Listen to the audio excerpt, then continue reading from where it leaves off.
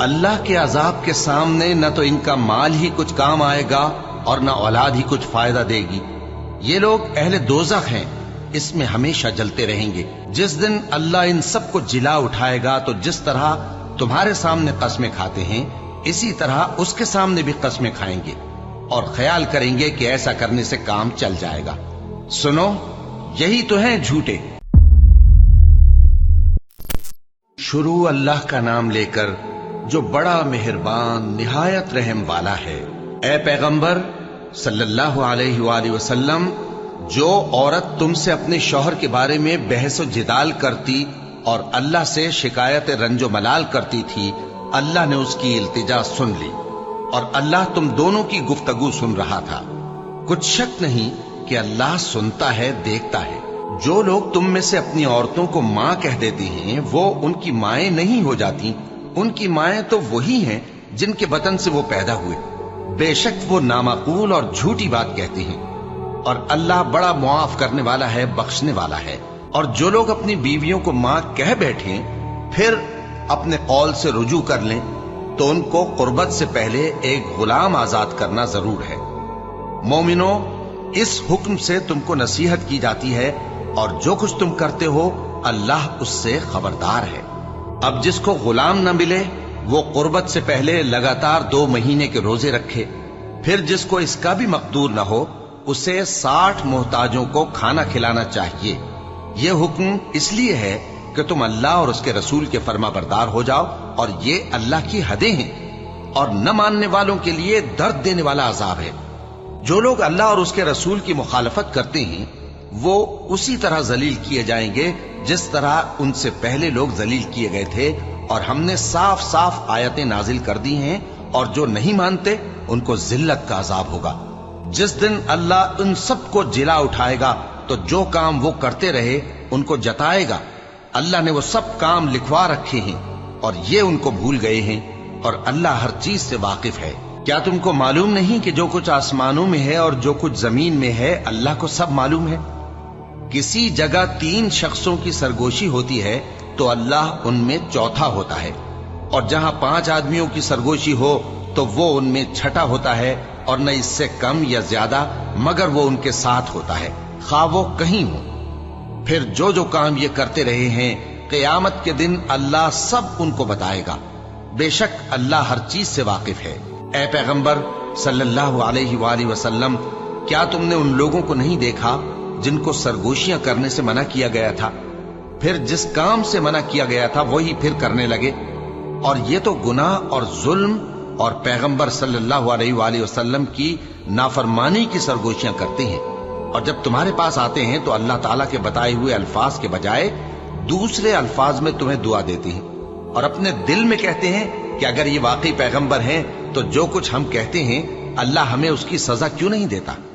اے پیغمبر صلی اللہ علیہ وآلہ وسلم، ان کو دوزخ ہی کی سزا کافی ہے، یہ اسی میں داخل ہوں گے اور وہ بری جگہ ہے۔ مومنو، جب تم آپس میں سرگوشیاں کرنے لگو تو گناہ اور زیادتی اور پیغمبر کی نافرمانی کی باتیں نہ کرنا، بلکہ نیکوکاری اور پرہیزگاری کی باتیں کرنا، اور اللہ سے جس کے سامنے جمع کیے جاؤ گے ڈرتے رہنا۔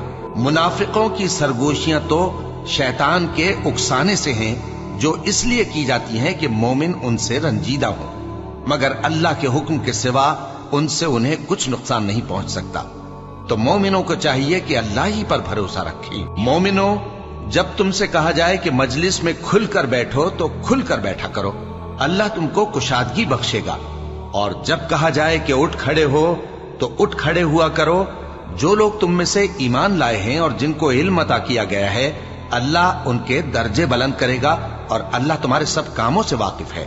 مومنو، جب تم پیغمبر کے کان میں کوئی بات کہو تو بات کہنے سے پہلے مساکین کو کچھ خیرات کر دیا کرو، یہ تمہارے لیے بہت بہتر اور پاکیزگی کی بات ہے، اور اگر خیرات تم کو میسر نہ آئے تو اللہ بخشنے والا مہربان ہے۔ کیا تم اس سے کہ پیغمبر کے کان میں کوئی بات کہنے سے پہلے خیرات کرو ڈر گئے؟ پھر جب تم نے ایسا نہ کیا اور اللہ نے تمہیں معاف کر دیا تو نماز قائم کرتے رہو اور زکوٰۃ دیتے رہو، اور اللہ اور اس کے رسول صلی اللہ علیہ وآلہ وسلم کی فرما برداری کرتے رہو، اور جو کچھ تم کرتے ہو اللہ اس سے خبردار ہے۔ भला तुमने उन लोगों को नहीं देखा जो ऐसे लोगों से दोस्ती करते हैं जिन पर अल्लाह का गजब हुआ? वो न तुम में है न उनमें, और जानबूझकर झूठी बातों पर कस्में खाते हैं। अल्लाह ने उनके लिए सख्त अजाब तैयार कर रखा है। ये जो कुछ करते हैं यकीनन बुरा है। इन्होंने अपनी कस्मों को ढाल बना लिया है और लोगों को अल्लाह के रास्ते से रोक दिया है, सो इनके लिए जिल्लत का अजाब है। अल्लाह के अजाब के सामने न तो इनका माल ही कुछ काम आएगा और न औलाद ही कुछ फायदा देगी। ये लोग अहले दोज़ख हैं, इसमें हमेशा जलते रहेंगे। जिस दिन अल्लाह इन सबको जिला उठाएगा तो जिस तरह तुम्हारे सामने कस्में खाते हैं, इसी तरह उसके सामने भी कस्में खाएंगे और ख्याल करेंगे कि ऐसा करने से काम चल जाएगा। सुनो, यही तो हैं झूठे। शैतान ने इनको काबू में कर लिया है और अल्लाह की याद इनको भुला दी है। ये लोग शैतान का टोला है, और सुन रखो कि शैतान का टोला ही नुकसान उठाने वाला है। जो लोग अल्लाह और उसके रसूल सल्लल्लाहु अलैहि वसल्लम की मुखालफत करते हैं वो निहायत जलील होंगे। अल्लाह ने यह बात लिख दी है कि मैं और मेरे पैगंबर जरूर गालिब रहेंगे। बेशक अल्लाह जोरावर है, साहिब इख्तिदार है। जो लोग अल्लाह पर और रोजे क़यामत पर ईमान रखते हैं, तुम उनको अल्लाह और उसके रसूल सल्लल्लाहु अलैहि वसल्लम के दुश्मनों से दोस्ती करते हुए न देखोगे, खा वो उनके बाप या बेटे या भाई या खानदान ही के लोग हों। ये वो लोग हैं जिनके दिलों में अल्लाह ने ईमान को नक्श कर दिया है और अपने फैज से उनकी मदद की है, और वो उनको बहिश्तों में जिनके नीचे नहरें बह रही हैं दाखिल करेगा, जिनमें वो हमेशा रहेंगे। अल्लाह उनसे खुश और वो अल्लाह से खुश। यही लोग अल्लाह की जमात वाले हैं। सुन रखो कि अल्लाह की जमात वाले ही कामयाब होंगे।